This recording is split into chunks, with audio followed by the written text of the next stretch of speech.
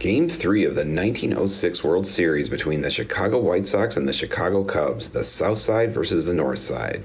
With the series tied at 1 game apiece, we move to the West Side grounds, home of the Chicago Cubs. The pitching matchup for the day features Hall of Famer Big Ed Walsh for the White Sox and Jack Pfiester for the Cubs. The Cubs threatened in the bottom half of the first inning.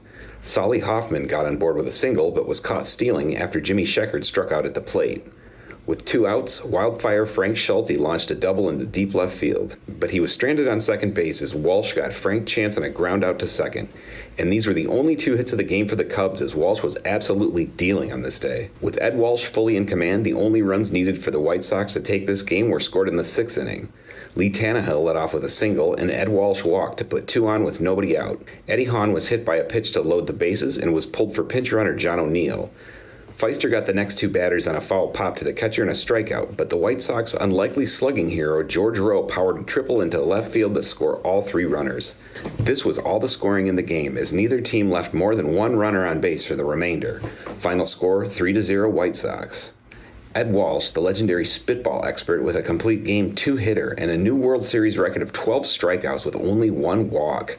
This broke the record set in the 1903 series by Boston's Bill Dineen of 11 strikeouts in Game 2 of that series. Jack Pfiester of the Cubs only allowing 4 hits for 3 earned runs on 9 strikeouts and 2 walks, but 3 runs was too many as Walsh was simply unbeatable in Game 3. Pfiester with an overall good effort, but it was all undone by a big 6th inning, and he paid big time for that walk and hit by pitch in the inning. The underdog hitless wonder Chicago White Sox take the lead in the series 2-1 as we head back to the South Side for Game 4.